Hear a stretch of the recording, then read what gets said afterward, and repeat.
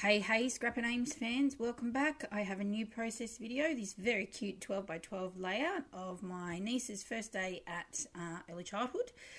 I am using a bit of mix and match bits and pieces from my stash. I've got, is that a round trip pattern paper background that came in a Kidaholic kit, and this mixed media-y looking paper is actually a Patreon printable from the lovely Inky Quill. I love that she makes these mixed media backgrounds because they actually come in handy. Mixed media is something I'm still getting the hang of, I think. I don't say I'm very proficient at it. I give it a whack and hope for the best. But yes, so her backgrounds are obviously very, very painty and very fun to look at. So yeah, so currently, just as you can see, using some double-sided tape just to stick this down. The paper I use is a thicker type, I think, is it 200 GSM maybe? It runs through my printer, my normal home printer, but it is a bit thicker than your normal sort of copy paper. I just find when I do the printables that's easier. It's a bit more durable for fussy cutting if I'm doing things like that. Yeah, it's just a tad bit thicker, a bit like cardstock. Alright, so as you can see, this gorgeous little monkey, I think here would be, Em went back, my sister-in-law went back to work, I think Bub was about 5 or 6 months old. I could be wrong. Now, my sister-in-law is an early childhood teacher, so lucky they had a spot for baby girl at her work as well. So she gets to go 4 days a week with Mama, and she actually has 1 day a week with me.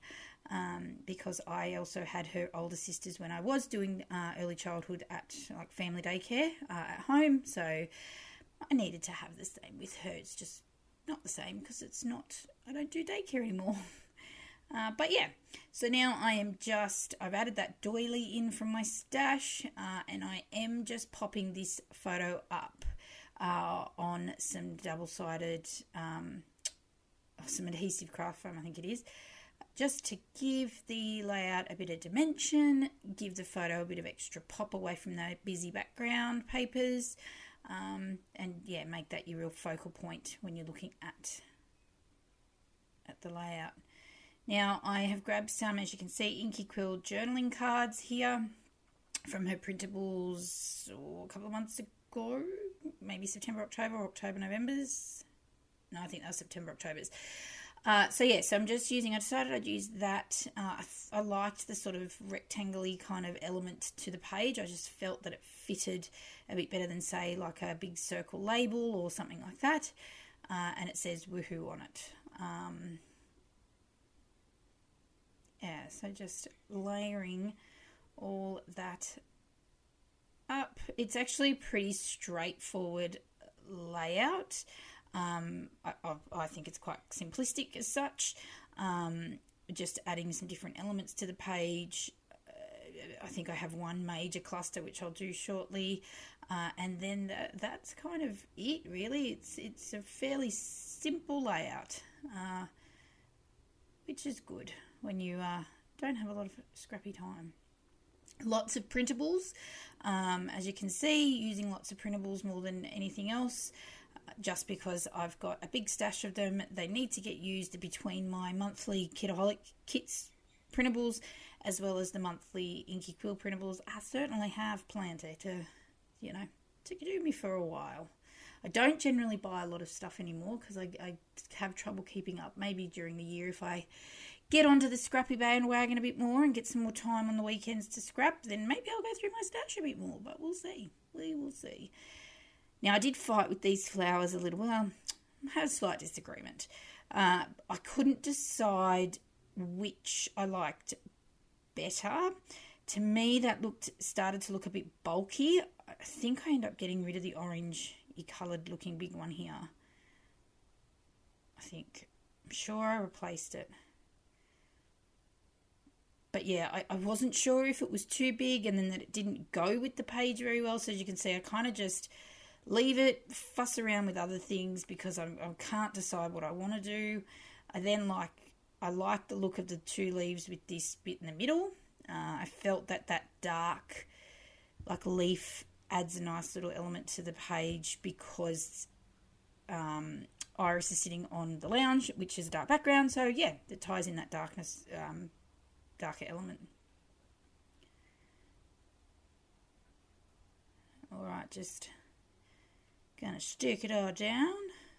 Now I have put, in case anyone's wondering, in that little plastic bottle, which I think that bottle I got a zillion years ago from like the $2 shop here in Australia. It's what I've done is put my, what have I got? I've been using Art Glitter adhesive, like glue, designer adhesive, it says on the bottle, and I just pour a little bit in there only because I find, and this is probably a user error more than anything else, that the spout of the bottle, of the normal glue bottle, isn't thin enough to go along things like that little, so like those leaves, and it goes everywhere. So I think it may be a little bit of user error because I think I cut the top too far down, or maybe I wasn't meant to cut the top at all from memory. My bad. So when I use a new bottle, I'll see how it goes. But yes, so I've added it into this sort of little fine line bottle just to make it a bit easier to get to those smaller patterns or smaller bits of ephemera. All right, so playing around with my floral cluster here, just making it nice, big and bright. It ends up being bigger than I really had anticipated. Been playing around a lot, if you've noticed, with the floral clusters, just getting a feel for the best way to get them to look, or just really winging it and having lots of florals in my stash. Yeah, so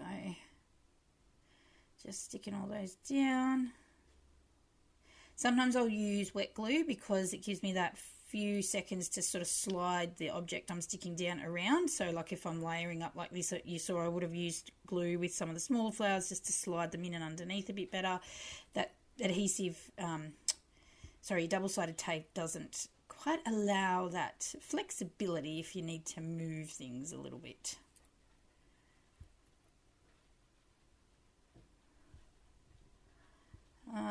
All right, now just going on some words. Sorry, I am just realising that I am out of shot and I apologise. I am using a new proper camera to film my videos in my craft room and just getting a feel for where it needs to sit, and by the looks of it, I'm, not quite in the frame, and I think the other video I have coming up may be a bit the same, so I apologise. I'm working on it. Bear with me, still an amateur, making it work. Alright, so I hope all is well with everyone in the world. We're in the middle of January. It is bloody hot here. And like all of a sudden it's just decided that, hey, let's have some actual summer weather. I have been on holidays for a few weeks since Christmas and I'm going back to work tomorrow and so not ready for it, but trying to get in the mindset, getting everything organised. It's Sunday afternoon, so yep, just got to get in the zone. But otherwise, I hope everyone else is well. If you've had a break, I hope you're feeling nice and refreshed and relaxed. Sorry if you can hear the helicopter. I am sitting out in the craft room, which is outside of the separate to the house. So you might hear some more outdoorsy noises. But yes, so I hope you got in some relaxing time with family, friends, scrapping on your own, whatever you might choose to do, or a bit of all of the above. As I said, I went on holidays with the fam. We went away on a big adventure, which was really nice. We had a great time adventuring down around Victoria area and South Australia, and yeah, it was good fun. But as I said, back and into reality. Kids are still on school holidays here. They have 2 or 3 more weeks, I think. So that should be fun as long as the weather is nice. They can swim here in the pool, and yeah, while I'm working. So fun. But yes, now just, where am I? Layout time. Done all my clustering. As you can see, went absolutely overboard with the florals. And every time I do a layout for Iris's album, I keep saying to myself, not so many florals, because I had a lot of floral in the beginning. And I keep stuffing that up. As I said, I have lots of florals in my stash. Does anyone else have like an abundance of a particular die cut or ephemera piece? Or because mine is definitely florals. I just can't keep up with, and I know I get them in printables as well as like die cut packs and things like that, and words. Just looking at my little drawers of ephemera, yeah, tiny words and phrases, so many. Anyone else, what have you got an abundance of that you seem to never be able to chew through? There are other things I really wish that I had an abundance of, but I don't seem to. So, yeah, maybe I just need to buy more things. All right, playing around with my date stamp here. I've been really liking the date stamping in the black ink. I don't know, to me it just is a bit bold. It's, I don't know, just adds a small, I don't know, element to the page that, I don't know. As I say that, I'm using blue ink. Hello. I don't usually use, it's usually black. I like stamping. I don't do it enough, but I do like it. All right, now I'm going to journal, and I won't make you watch this. And then I think I'm all completed. I did add some wood veneer pieces, as you can see. Now I've put it all in frame. But yeah, close up here.